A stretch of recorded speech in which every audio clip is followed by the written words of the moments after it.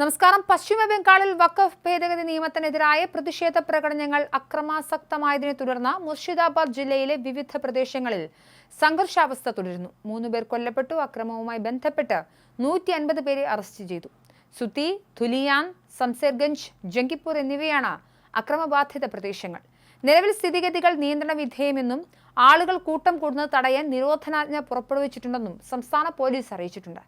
അക്രമത്തിന് തടയിടാനും സമാധാനം പുനഃസ്ഥാപിക്കാനും കേന്ദ്രസേനയെ വിന്യസിക്കാൻ കൊൽക്കത്ത ഹൈക്കോടതി ഉത്തരവിട്ടിരുന്നു.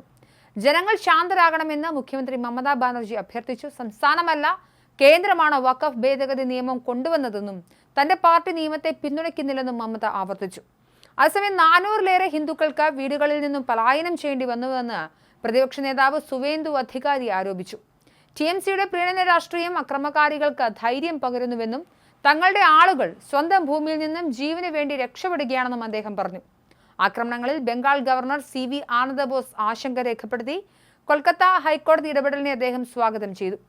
ഏപ്രിൽ 8-നാണ് മുസ്ലിം ഭൂരിപക്ഷ പ്രദേശമായ മുർഷിദാബാദ് ജില്ലയിൽ അക്രമം പൊട്ടിപ്പുറപ്പെട്ടത്.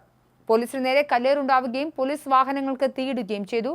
നേരത്തെ കൊൽക്കത്തയിലടക്കം സംസ്ഥാനത്തിന്റെ വിവിധ ഭാഗങ്ങളിൽ വലിയ പ്രതിഷേധ പ്രകടനങ്ങൾ നടന്നിരുന്നു. ഒരു തരത്തിലുള്ള അക്രമവും വെച്ചുപുറപ്പിക്കില്ലെന്ന് DGP രാജീവ് കുമാർ പോലീസിന് നിർദ്ദേശം നൽകി. പ്രകടനമായി ആരംഭിച്ച പ്രതിഷേധങ്ങൾ പൊതുസ്വത്ത് നശിപ്പിക്കലേക്ക് വഴിമാറുകയും വർഗീയ നിറം കലരുകയും ചെയ്യുകയായിരുന്നെന്നും DGP പറഞ്ഞു. അടുത്ത വർഷം തെരഞ്ഞെടുപ്പിനെ നേരിടുന്ന 4ാമത്തെ തുടർഭരണം നേടുന്ന മമതാ ബാനർജിക്ക് വഖഫ് ഭേദഗതി നിയമത്തെ ചൊല്ലിയുള്ള ആക്രമം വലിയ വെല്ലുവിളിയായി മാറിയിരിക്കുകയാണ്. അതേസമയം മുർഷിദാബാദിൽ അക്രമം പടരുന്നതിനിടെ മുൻ ക്രിക്കറ്റ് താരവും തൃണമൂൽ കോൺഗ്രസ് MPയുമായ യൂസുഫ് പഠാന്റെ ഇൻസ്റ്റാ പോസ്റ്റും വിവാദമായി. ഒരു കപ്പ് ചായ കുടിച്ച് ആസ്വദിക്കുന്ന ചിത്രമാണ് അദ്ദേഹം പോസ്റ്റ് ചെയ്തത്. അക്രമം നടക്കുന്ന സ്ഥലങ്ങൾ പഠാന്റെ മണ്ഡലത്തിലല്ലെങ്കിലും സമീപ പ്രദേശങ്ങളാണ്. 2 ദിവസം മുൻപ് 3 ചിത്രങ്ങളാണ് യൂസുഫ് പഠാൻ പോസ്റ്റ് ചെയ്തത്.